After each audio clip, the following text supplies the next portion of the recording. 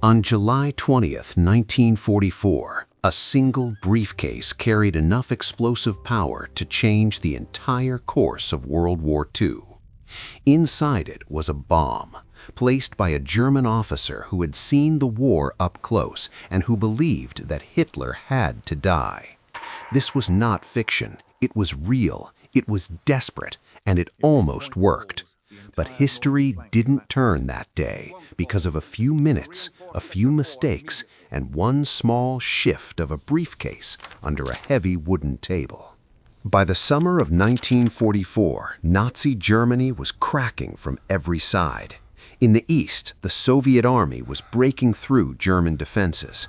In the west, Allied forces had landed in Normandy and were pushing inland. German cities burned under air raids, and the German military, once unstoppable, was exhausted. Inside Germany, some officers understood something terrifying. The war was lost, and Hitler would drag the country down with him. Opposing Hitler was deadly. The regime was built on fear and surveillance. Even whispering doubts could lead to prison or execution. Still, a resistance formed inside the German state itself. Their goal was to end Hitler's rule, stop the war, and prevent total collapse.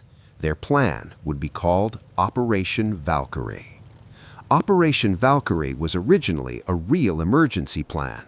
It was designed for internal chaos, riots, sabotage, or a breakdown of order, where the reserve army would secure key locations. The conspirators saw an opportunity. If Hitler could be killed, they could activate Valkyrie and claim that the Nazi leadership had attempted a coup. Then they would seize control of Berlin, arrest the SS, take over radio stations, and form a new government. But everything depended on one thing. Hitler had to die. The officer chosen for the assassination was Colonel Klaus von Stauffenberg. He came from an elite military background, and at first he believed in Germany's strength and discipline. But the war changed him. He witnessed brutality and destruction spreading across Europe, and after being badly wounded in combat, losing an eye and a hand, he returned determined that Hitler must be removed, even if it meant his own death. Stauffenberg had something most conspirators didn't: access to Hitler through military meetings.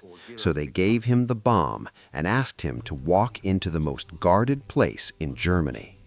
Early on July 20th, Stauffenberg left Berlin and flew toward Hitler's headquarters, the Wolfslair, hidden in forests in East Prussia. Security was intense, and yet he carried a briefcase that could tear a room apart.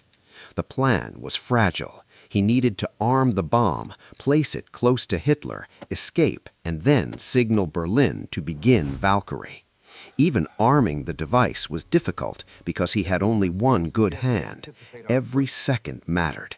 Every interruption could ruin everything.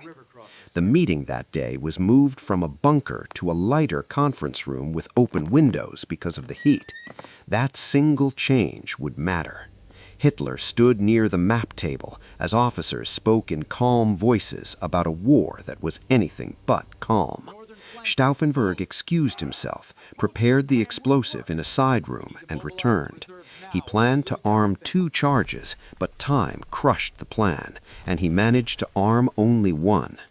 He placed the briefcase near Hitler, close to the heavy table supports, and then stepped away. A moment later, he left the room. He walked out of the building. He passed guards. He reached his car, and then, behind him, the explosion thundered through the forest. Stauffenberg saw smoke and chaos and believed it had worked. In his mind, Hitler was dead. He rushed back to Berlin to trigger Operation Valkyrie.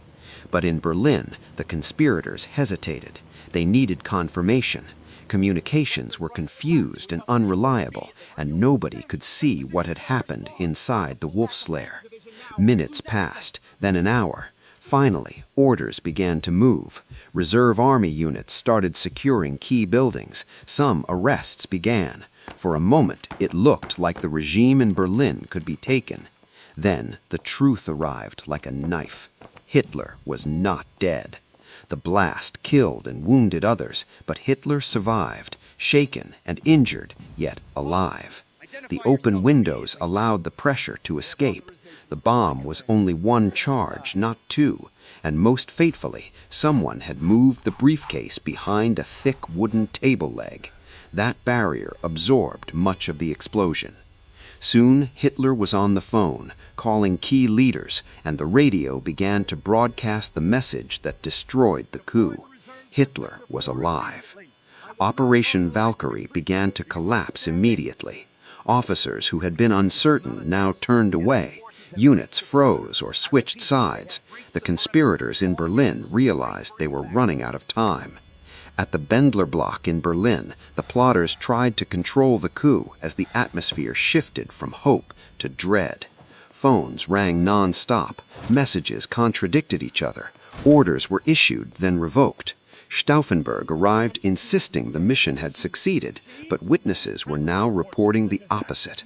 General Fromm, trying to save himself, turned on the conspirators. By night, soldiers loyal to the regime stormed the building.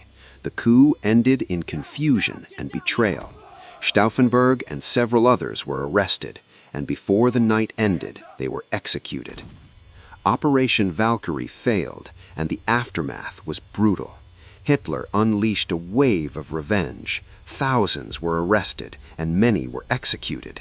The resistance inside Germany was shattered, yet the story remains powerful because it reveals something people forget. Even in dictatorships, some individuals choose to resist, even when resistance seems impossible. It also shows how fragile turning points can be. On July 20th, 1944, the war did not end. History kept moving forward because a briefcase was moved a few inches.